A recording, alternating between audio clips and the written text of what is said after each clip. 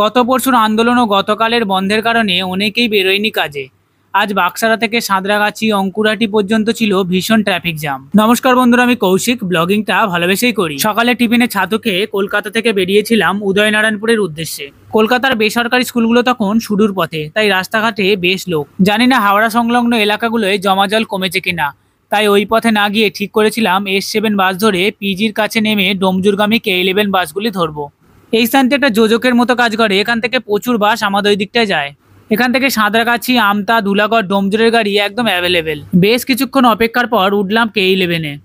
এখান থেকে এই K11 গাড়িগুলি ডোমজুর যেতে সময় নেয় মাত্র 1 ঘন্টার মতো। ভাড়া নেয় 23 টাকা।